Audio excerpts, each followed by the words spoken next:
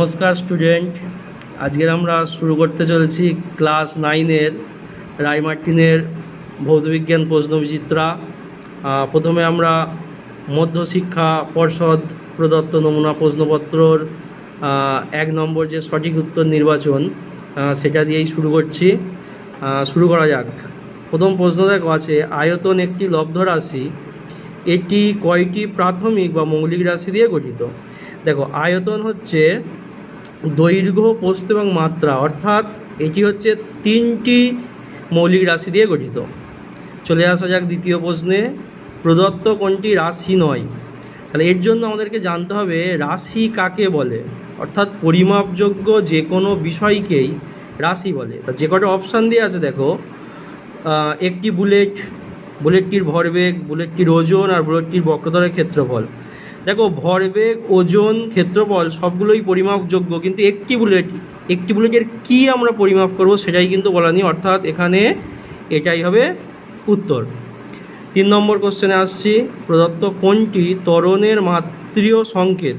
দেখো, ত্বরণ মানে হচ্ছে বেগের পরিবর্তন বাই সময়, অর্থাৎ ত্বরণের এককে সময়টা দুবার ব্যবহার করা হয়, সেই জন্য এখানে উত্তর হবে L⁻²।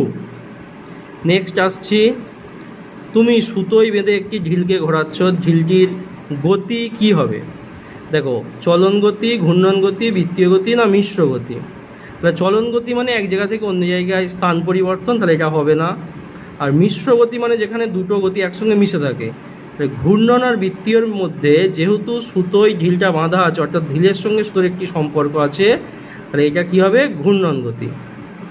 নেক্সট দেখো, পরস্পর সমান্তরালে একই দিকে একই বেগে ধাবমান এমন দুটি ট্রেনের যাত্রী একে অপরকে দেখবে, কিরম দেখবে না, তারা পরস্পর স্থির অবস্থায় আছে, যেহেতু দুটো ট্রেনেরই গতি একই এবং একই দিকে যাচ্ছে। নেক্সট খুব ইম্পর্টেন্ট প্রশ্ন এটা, নিউট্রনবিহীন মৌল, নিউট্রনবিহীন অর্থাৎ হাইড্রোজেনের 3টে আইসোটোপ আছে, সাধারণ হাইড্রোজেন, ডয়টেরিয়াম আর ট্রিটিয়াম। এবারে এই হাইড্রোজেন, সাধারণ হাইড্রোজেনের সংকেত হচ্ছে H11, সেই 11 এই সাধারণ হাইড্রোজেনটাই হচ্ছে নিউট্রনবিহীন। নেক্সট 7 নম্বর প্রশ্ন, নিচের কোনটি স্বতঃস্ফূর্তভাবে ইউরেনিয়ামের মতো ভারী মৌলের কেন্দ্রক থেকে নির্গত হয় এবং ধনাত্মক আধানযুক্ত? এই ধনাত্মক আধান এটা কোনটা না, আলফা কণা হচ্ছে ধনাত্মক আধানযুক্ত। আরেকটা দেখো, দুটো আর্সেনিকের দুটো মৌল দেয়া আছে, এই নিচে যেগুলো লেখা আছে এগুলোকে আমরা প্রোটন সংখ্যা বলি। দুটোর যেহেতু প্রোটন সংখ্যা সমান, এরা পরস্পরের আইসোটোপ।